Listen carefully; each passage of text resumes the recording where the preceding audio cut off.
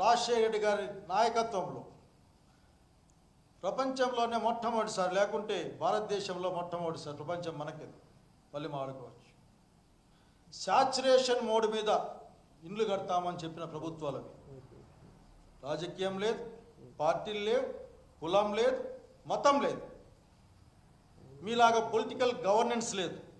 80 లక్షల ఇల్లు కట్టాలని ఆ రోజు అనుకున్న నాకు గుర్తు, ఆ సంఖ్య గుర్తు నాకు, అటు ఇటు కరెక్షన్లో ఉంటాయి. కాబట్టి మీరు చెప్పేది ఏదో ఎట్లా చేస్తారో చెప్పాలి. ఒకే అట్లా సర్వే జనా సుఖినో భవంతు, హ్యాపీ హెల్తీ వెల్తీ ఫ్యామిలీ ఇట్లా అనుకుంటూ పోతే అట్లే ఉంటుంది. ఈ మధ్యకాలం అక్కడ చూస్తుంటాను, బ్రహ్మాండమైన 10 మంది ఉంటారు అక్కడ, బ్రహ్మాండమైన అంటుంటారు అక్కడ. అట్లా ఉంది మీ పరిపాలన మొత్తం. కాబట్టి దయచేసి మీరు పేదరికాన్ని మీరేమీ తగ్గించే ప్రయత్నం చేయలేదు బాబు గారు. ఈ మాట చెప్పడానికి బాధపడతా ఉన్నాను. సంపద సృష్టి మీ దగ్గర నుంచి లేదు, చదువులో మీ ఇన్వెస్ట్మెంట్ లేదు, హెల్త్లో మీ ఇన్వెస్ట్మెంట్ లేదు. పోయిన ప్రభుత్వంలో స్కూళ్ళకి డబ్బులు బాకీ ఉన్నామని చెప్పి, మరి ఎట్లా? గవర్నమెంట్ కంటిన్యూస్ ప్రాసెస్ కదా. 2 బడ్జెట్ తయారు చేయలేము భవిష్యత్తులో. ఆంధ్రప్రదేశ్ రాష్ట్ర బడ్జెట్ కాకుండా, ఆంధ్రప్రదేశ్ రాష్ట్ర పరిపాలన కాకుండా ఇప్పటికే అధికార వర్గంలో ఆ చీలిక వచ్చింది, స్పష్టంగా కనిపిస్తూ ఉంది. మీ దయ వల్ల, మీ యొక్క దూరదృష్టి, మీ యొక్క విజన్ వల్ల మాకు కనిపిస్తూ ఉంది. బహుశా ఈ బడ్జెట్లు రేపు పొద్దున ఇట్లా పెట్టుకోవాల్సి వస్తుందేమో. తెలుగుదేశం పార్టీ బడ్జెట్ అని పెట్టుకోండి, ఇంకెందుకు తెలుగుదేశం పార్టీ బడ్జెట్ ఇది అని పెట్టుకోండి. మీ బడ్జెట్లో మీ సంపద సృష్టి మాకేం అర్థం కావడం లేదు. మీరు పేద ప్రజలకు ఇన్సెంటివ్గా ఉండి చేదోడు ఆదరువుగా ఉన్న అనేక కార్యక్రమాలను రద్దు చేశారు. మీరు వాళ్ళ మీద ఇన్వెస్ట్మెంట్ పెట్టడంలే. చదువు మీద మీ ఇన్వెస్ట్మెంట్ తగ్గిపోయింది లేదు. అసలు మీ క్యాపిటల్ ఇన్వెస్ట్మెంటే 50% తగ్గిపోయిందని మీ డాక్యుమెంట్లు చెప్తా ఉన్నాయి ప్రభుత్వ రంగంలో. కాబట్టి మీ సంపద సృష్టి ఏం లేదు, అప్పులు తెచ్చుకోవడమే సంపద సృష్టిని ప్రమించే ప్రయత్నం చేస్తూ ఉన్నారు. మీరు జీరో అప్పు టాలరెన్స్ ఉన్న ఒక రాష్ట్రానికి 1,00,000 కోట్ల అప్పు తెచ్చిన గొప్ప వ్యక్తి మీరు. ఆఖరికి నాకు ముచ్చటేస్తుంది మనం చూస్తే. అంటే అప్పే పుట్టని రాష్ట్రానికి 1,00,000 కోట్ల అప్పు తెచ్చారు మీరు. మీ పలుకుబడంతా ఉపయోగించారు, మీ గొప్పతనాన్ని చూపించారు. 40 ఏళ్ళలో మేము 2.3 ట్రిలియన్ ఆర్థిక వ్యవస్థకు పోతాం, 40 ఏళ్ళలో ఈ పని చేస్తాం, మా వారు ప్రతి ఒక్క ఇంటికి 55 లక్షల రూపాయల ఇన్కమ్ ఉంటుంది. అది చెప్పేమన్నా ఇప్పుడు అప్పులు తెచ్చారేమో నాకు తెలియదు.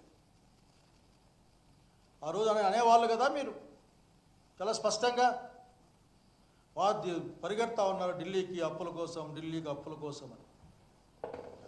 నా అనుమానం ఏంటంటే మీరు ఢిల్లీలో పర్మనెంట్గా ఒక సిస్టమ్ పెట్టుంటారండి, ఇంకా అప్పుల కోసం పరిగెత్తేది కాదు, ఎందుకులే ఆడేవాడు పెడతాం పోతుందిలే అని చెప్పేసి. కాబట్టి మోసపూరితమైన వాగ్దానాలు, మోసపూరితమైన మాటలు మాట్లాడడం మానేయండి. ఈ రాష్ట్రానికి, రైతాంగానికి ఏం చేస్తారో చెప్పండి. జగన్మోహన్ రెడ్డి గురించి కాదు, ప్రధానికి జగన్మోహన్ రెడ్డి, జగన్మోహన్ రెడ్డి, జగన్మోహన్ రెడ్డి. అది ఫస్ట్. ఇంతకుముందు బుక్కులు రాసేవాళ్ళు, పరీక్ష రాసేవాళ్ళు శ్రీరామ అని రాసేవారు, పైన లైన్ కొట్టేవారు. అట్లా ఇప్పుడు జగన్మోహన్ రెడ్డి అని రాసుకొని మీరు మొదలుపెడతా ఉన్నారు. అట్లాగే పొద్దున లేసి ఏదో వాళ్ళ ఇష్టమైన దేవుణ్ణి మొక్కుంటారు. అట్లా మీరు కూడా జగన్మోహన్ రెడ్డి గారు ఇష్టం కాబట్టి మీకు మొక్కుని మొదలు పెడతారు. మీరు రైతాంగానికి ఏం చేస్తారు, వాళ్ళ గిట్టుబాటు ధర ఎట్లా, మీ రాశారు మీ దగ్గర నుంచి సంపాదించిన విషయాన్ని. అసలుకి మీరు కంది, మినుము, ఆ తర్వాత శనగలు, పెసర్లు ఇవన్నీ బాబు గారు మొన్న మిర్చి యార్డు గొడవ వచ్చిన తర్వాత మీరు ప్రకటించారు మార్కెట్ తర్వాత కొనిస్తున్నామని. అసలుకి ఎంత మార్కెట్ టార్గెట్ ఎంత పెట్టుకున్నారు, మీరు ఎంత కొన్నారు? మీ ఎస్టిమేషన్లు ఏమో కొనే సంఖ్య ఏమో 96,000 టన్నులు కందులు కొనుక్కోవాలని. ఇప్పటికి సేకరించింది 23. సగానికి సదరం రావడంలే. ఉత్తరం రాసి ఆ మిరపకాయల ఘాటుని ఉత్తరం రాసి తప్పించుకున్నారు మీరు. కొన్నవాడేవాళ్ళు లేడు.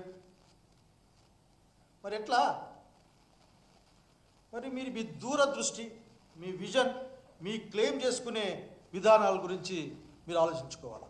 ఫైనల్గా ఇంకో మాట చెప్పాలన్న బాబు గారు, మీరు కరెంటు ధరల గురించి మాట్లాడుతూ ఉన్నారు. ఎంత దుర్మార్గమైన మాట మాట్లాడుతాం అసలుకి. అంటే మీకు కరెంట్ అంటే అసలు ఇష్టం ఉండదు. మీకు కరెంటు గురించి మాట్లాడితే, కరెంటు ధరల గురించి మాట్లాడితే బషీర్బాగ్లో కాల్పులు జరుగుతాయి. బషీర్బాగ్లో కాల్పులు ఆనాడు మీరు అధికారంలో ఉన్నప్పుడు కరెంటు ధరలపైనే, కరెంటు ఛార్జీలపైనే దాక్షిణ్యంగా కాల్చారు కదా ఆ రోజున. జనం మర్చిపోతారా? ట్రూఅప్ ఛార్జీలతో 15,000 కోట్లు మీరు లాక్కున్నది మర్చిపోతారా? ఈ రోజున మరి ఏదో ట్రూ డౌన్ అంట, కొత్త పద్ధతి. నేనేమన్నా 16, 15, 20,000 కోట్లు ఎన్నికిస్తారేమనుకున్నా. 4,000, 2,000 అంటా ఉన్నారు అక్కడ ఆఖరికి, అంటే 5,000. అట్లాగే స్మార్ట్ మీటర్లు పెడతాం, మీరు వ్యతిరేకించారు కదా ఆ రోజున. స్మార్ట్ మీటర్లు పెడతాం, ఆ మీటర్లు మళ్ళీ మనమే కొనుక్కోవాలట. ఒక విషయం గుర్తుపెట్టుకోండి, మీ నాయకత్వంలో ఫ్రీ కరెంట్ లేనప్పుడు నాణ్యమైన కరెంటు 9 గంటలు ఇస్తామని రాజశేఖర రెడ్డి గారు ఈ రాష్ట్రానికి ప్రామిస్ చేసి వస్తే నిలబెట్టుకున్న ఆ మాట ఆఖరి. ఈరోజు మీ దగ్గర, ఆ కాలం మీ దగ్గర మోటార్లు బీక్కపోయేవాళ్ళు, స్టార్టర్లు బీక్కపోయేవాళ్ళు, రైతుల మీద కేసులు పెట్టేవాళ్ళు. ఇవన్నీ మర్చిపోతే ఎట్లా? దయచేసి విద్యుత్ రంగం గురించి తక్కువ మాట్లాడండి. మీకే అనుమానాలు ఉంటే ఇంతకుముందున్న ప్రభుత్వాల్లో కలిసి పనిచేసిన వాళ్ళతో, రాజశేఖర్ గారి నాయకత్వంలో ఆ రోజున రోషయ్య గారు ఒక మాట చెప్పారు, మీ చేత కాకపోతే మాకు అప్పగించండి, మేము దీన్ని లాభాలు తెస్తామని. కాబట్టి మీరు మాట్లాడిన మాటలన్నీ కూడా 232 పేజీల డాక్యుమెంట్లో. బహుశా అనుకోవడం ఏంటంటే ఈ డాక్యుమెంటు మరొక్కసారి దాన్ని చరిత్ర పుటలేకపోయి మరి ఇంకో నంబర్ కోసం సిద్ధమవుతుందేమో తప్ప 47 గురించి మాట్లాడే ముందు 2020లో మీరు మాట్లాడితే హైదరాబాద్ ఆ బిల్డింగ్ కట్టినా, అనంత నా వల్లనే వచ్చింది, నా వల్లనే భూములు పెరిగినాయి, ఈ మాట బాకండి. ఎందుకంటే ఎవరి వలన భూములు పెరిగినాయి, ఎవరికి భూములు పెరిగినాయి, ఎవరికి మీరు లాభం జరిగింది, అసలు ఉద్యోగాలు ఎవరి వలన వచ్చాయి స్పష్టంగా ఛాలెంజ్ చేసి చెప్తా ఉన్నాం. టెక్నికల్ ఎడ్యుకేషన్ని గ్రామీణ ప్రాంతాలకు, పేద ప్రజలకు, కులాలకు, మతాలకు, ప్రాంతాలకు, రాజకీయాలకు అతీతంగా ప్రజలకు పంపించిన, ప్రజలకు చేరువ చేసిన నాయకుడు ఉంటే అది రాజశేఖర రెడ్డి గారు. ఫీ రియంబర్స్మెంట్ పథకం ద్వారా కంటిన్యూ చేసిన వారు జగన్మోహన్ రెడ్డి గారు. దయచేసి ఇటువంటి తేలిక మాటల్ని మానేసి ఈ రాష్ట్ర ప్రజలకి, రైతులకు ఏం చేస్తారు, యువకులకు ఏం చేస్తారు, ముసలి వాళ్ళకి ఏం చేస్తారు, చదువుకునే పిల్లలకి ఏం చేస్తారు, వివిధ రంగాల్లో ఉన్న పరిశ్రమలకు ఏం చేస్తారు, ఇవి మాట్లాడండి. ఈ రాష్ట్రానికి రావాల్సిన అనేకమైన పునర్వ్యవస్థీకరణ చట్టంలో అంశాలను సాధించడం కోసం ఏం చేస్తారు, స్టీల్ ఫ్యాక్టరీ ఏం చేస్తారు, అట్లా అరకు కోల్పోయిన రైల్వే జోన్ గురించి అరకు లేదు ఈ రోజున మన దగ్గర, విశాఖ రైల్వే జోన్ గురించి ఏం మాట్లాడతారు, అనంతపురం జిల్లా రాయలసీమకి రావాల్సిన బుందేల్ఖండ్ తరహా ప్యాకేజ్, అట్లాగే ఉత్తరాంధ్ర రావాల్సిన బుందేల్ఖండ్ తరహా ప్యాకేజ్ ఎప్పుడు ఇస్తారు? వీటి గురించి మాట్లాడండి. మీ దృష్టిలో సంపద అంటే అప్పులు. జనం దగ్గర డబ్బులు పెరిగితే, జనం కొనుగోలు శక్తి పెరిగితే సహజంగానే రాష్ట్ర సంపద పెరుగుతుంది. ఆలోచించండి. పెరిగే మాటలు కాదు, మీ వాళ్ళైతే చప్పట్లు కొట్టించుకోవడం కోసం కాదు. ముగించే ముందు మీకు ఇంకో మాట చెప్పన్న బాబు గారు, పొర్లి వంతి నాకు ఇంట్రెస్ట్ ఈ విషయంలో ఆఖరికి. అందుకని మాట్లాడితే ఆఖరికి రాజశేఖర రెడ్డి గారి కొడుకు జగన్మోహన్ రెడ్డి గారు లిక్కర్లు అట్లా ఇట్లా అని మాట్లాడుతున్నారు. అసలు మీకు లిక్కర్ అంటే, సారా వ్యాపారం అంటే ఎంత ప్రేమ ఉంటుంది మీ దగ్గర తెలుసా? మీరు లెక్కలు చూసుకోరు. ఎందుకంటే ఎవరు గుర్తుకుంటారనుకుంటారు, ఎందుకంటే ప్రింటింగ్లో ఉంటాయి ఇవన్నీ. 14-19లో టీడీపీ ప్రభుత్వం ఆ రోజున అమ్మిన కోట్లలో ఉంటాయి. 14-15కి ఐఎంఎల్ 2.88 కోట్లు, బీర్లు 1.74 crores. 15-16లో అది 3 కోట్లకు మారింది, ఇది 1.75కి మారింది. 16-17లో 3.3కి పెరిగింది, ఇది 1.78కి పెరిగింది. 17-18లో 3.6 వచ్చింది, ఇది 2.27కి వచ్చింది. 18-19లో 3.84 కోట్లకు వస్తే ఆ పక్క 2.77 వచ్చింది. అసలుకి అంటే శుక్లపక్షంలాగా పెరుగుకుంటూ పోయింది. పెరగడమే, ఏ సంవత్సరం కూడా తగ్గే ప్రయత్నం మీ దగ్గర లేదు. జగన్మోహన్ రెడ్డి గారు వచ్చిన తర్వాత వైఎస్ఆర్సీ ప్రభుత్వంలో 19-20 3 కోట్లు, బీర్ల డబ్బులు 2.11 crores తగ్గింది. 20-21లో 1.87 crores, బీర్లు 0.57 crores. 21-22లో 2.63 crores.